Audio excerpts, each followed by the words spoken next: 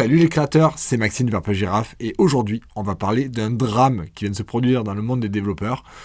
C'est un drame qui ne me concerne pas directement mais qui me fait beaucoup de peine parce que je sais ce que peuvent ressentir tous ces développeurs qui sont maintenant démunis et je veux bien entendu parler de Twitter.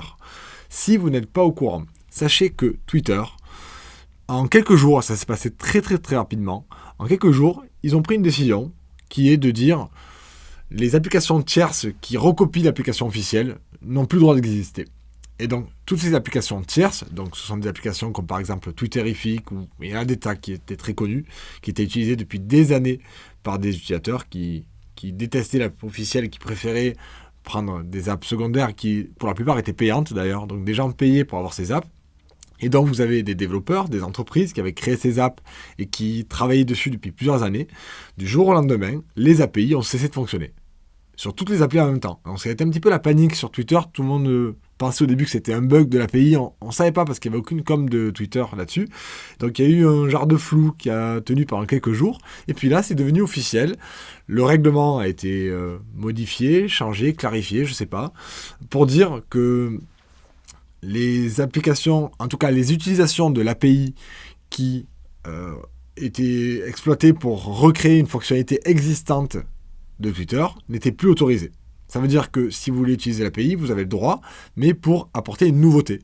Refaire un client alors qu'il y a déjà un client qui existe, un client officiel qui est l'application iPhone et Android qui est édité par Twitter, et refaire la même chose, même s'il y a des fonctionnalités différentes, ce n'est plus autorisé. Voilà. Et ça a été une surprise. C'est-à-dire que les gens qui avaient des business entiers basés là-dessus, je pense notamment à certaines grosses applications comme Twitterific par exemple, ben, ça y est, d'un coup, ça marche plus du jour au lendemain. Alors, ils sont en train de basculer sur Mastodon, etc. Mais, enfin voilà, vous imaginez, vous vous levez un matin, ça ne marche plus et on vous a pas prévenu que ça allait arriver, on vous a pas prévenu, on vous a pas donné de solution pour en sortir, on vous dit juste c'est fini. Voilà, ça s'arrête. Et donc, je voulais faire une vidéo pour vous parler un petit peu de ça, déjà pour vous prévenir pour ceux qui n'étaient pas au courant, pour vous prévenir aussi que mon compte Twitter, qui était déjà pas très actif, ça m'a bien refroidi. Ouais. Vous voyez, en tant que développeur, je me sens un peu solidaire d'eux, et donc là, pour l'instant, je contribuerai plus du tout sur Twitter.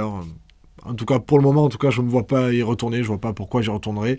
Peut-être que si les choses changent à l'avenir, on verra. Mais pour l'instant, mon compte Twitter, j'ai mis des liens pour retrouver mon profil LinkedIn. Je suis beaucoup plus actif sur LinkedIn et j'ai créé un compte Mastodon, mais pour l'instant je m'en sers pas. Mais bref, ça c'est un détail. Ce qui est vraiment important, c'était qu'on parle, à mon avis, des dépendances.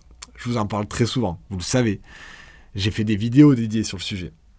Quand on est développeur et qu'on crée une application, et même, en fait, c'est pas que pour les développeurs. Quand on est entrepreneur, quand on crée des produits, de la valeur et qu'on cherche à créer un business autour de ça, on doit limiter au maximum les dépendances.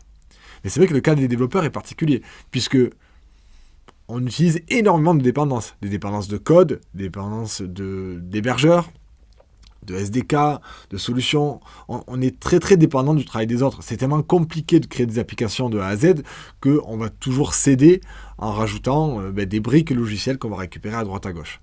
Et déjà, dès le départ, généralement, si vous faites par exemple une application iPhone ou Android, vous allez au moins avoir la dépendance aux fabricants du système, avec les API système, que ce soit Apple, Google, peu importe la plateforme en fait. C'est pas que pour iPhone, Android, pour n'importe quelle plateforme, vous allez avoir des API à utiliser, et donc là, vous êtes dépendant de ce fournisseur. Et donc, mon conseil, généralement, c'est de limiter au maximum les dépendances. Il y en a certaines, on vient de le voir, on ne peut pas y couper, on ne pourra pas éviter les SDK officiels, même si on passe par exemple par une techno comme Flutter, lui-même va utiliser le SDK officiel. Donc, on a des dépendances, ok, on va essayer de les limiter au maximum. Et un des exemples dont je vous ai souvent parlé, c'est Firebase. Vous m'avez souvent dit, que ce soit en commentaire des vidéos ou pour ceux qui sont en coaching avec moi, pour mes étudiants, on m'a toujours dit « Mais pourquoi tu ne fais pas des cours sur Firebase? C'est vraiment génial comme outil. » Et j'ai toujours répondu la même chose. C'est vraiment génial comme outil, je suis d'accord. Je ne nie pas la qualité de Firebase, c'est un super outil Firebase. J'aimerais pouvoir m'en servir, mais je me suis toujours interdit de le faire. Parce que Firebase, pour moi, c'est une trop grosse dépendance. On a déjà un SDK à apprendre, donc c'est du travail pour moi pour me former. Mais ça, c'est pas un problème, je suis développeur, c'est mon taf d'apprendre, j'adore ça en plus. Donc ça, c'est pas un souci. Mais il faut aussi se mettre à jour, c'est-à-dire qu'à chaque fois qu'il y a une mise à jour annuelle, j'aurai de la formation qui va être imposée. C'est déjà le cas avec les OS et les SDK centraux que j'utilise. Si je peux éviter de me rajouter des choses imposées qui tombent à des dates qui ne sont pas choisies par moi, mais par les développeurs du framework, je préfère éviter. Mais bon, on reste encore dans l'apprentissage, ça peut aller. Mais moi, ce qui me pose le plus problème, c'est que je suis en train d'héberger toutes les données de mes applications chez un fournisseur qui décide de tout. Et qui est un fournisseur privé, à but lucratif. C'est pas une association. Voilà, leur but à eux, c'est de gagner de l'argent, et c'est tout à fait noble. Je ne rejette pas la faute sur eux, c'est tout à fait normal, et c'est pour cette raison que j'ai du mal à leur confier mes applications et mes données, et les données de mes utilisateurs, parce que si je fais ça, et qu'un jour, leur avantage économique n'est plus aligné avec le mien, c'est-à-dire qu'ils décident soit de fermer la solution, soit de changer les règles, d'augmenter les tarifs, de faire quelque chose qui ne me convient plus, mais j'aurai toutes mes données prisonnières chez eux, et il faudra que je trouve un moyen de les migrer ailleurs. Et alors pire, s'il se passe un truc comme il vient de se passer chez Twitter, vous vous rendez compte ? Le drame, toutes les applications qui d'un coup n'ont plus accès à rien du tout du jour au lendemain, sans prévenir, aucune possibilité de migration, rien, et vous avez tous les utilisateurs qui ont payé des abonnements, qui ont acheté des applications, qui viennent vous voir en colère en disant ça marche plus, comment on fait. Voilà, donc vous voyez un exemple, c'est pour ça que généralement je préfère utiliser des dépendances plutôt open source, que je peux gérer moi, installer sur mes propres serveurs, c'est le cas de Directus, et n'hésitez pas à voir les vidéos que j'ai fait sur YouTube là-dessus, ou les cours sur Purple Giraffe, c'est une solution qui à mon avis est bien meilleure, elle n'est pas aussi complète que Firebase, on est tout à fait d'accord, mais elle permet de générer un web service sans code super rapidement, et on l'héberge où on veut. Et ça, c'est quand même pas mal, parce que ça permet d'éviter énormément de problèmes de dépendance. On a toujours la notion de formation, où il faut se former sur l'outil, mais déjà, c'est nous qui choisissons quand est-ce qu'on met à jour notre serveur, et ensuite, on ne peut pas nous éteindre notre serveur sans raison. Alors après, il y a la dépendance au fournisseur. Vous devez vous rappeler, vous avez dû entendre parler de ce qui s'est passé avec OVH, où le data center a pris feu il y a quelques années de ça. Ben, c'est là qu'il faut avoir des sauvegardes, etc. Donc, des dépendances, il y en a tout le temps. À nous de les choisir pour qu'elles soient peu impactantes en cas de disparition. Il faut toujours prévoir des solutions de secours. Et donc je vous dis toujours dans mes cours, dans les vidéos sur YouTube, dans nos discussions, dans les coachings, je vous le dis, attention à vos dépendances. On a encore eu un bel exemple. Jusqu'à présent, je donnais toujours l'exemple de Facebook qui est assez fort pour ça, où ils rachètent les startups et des fois ils les ferment. Ils avaient fait ça avec Parse. Mais ils avaient fait les choses plutôt bien, Facebook, parce que bon, ils avaient fermé, ça avait fait râler tout le monde.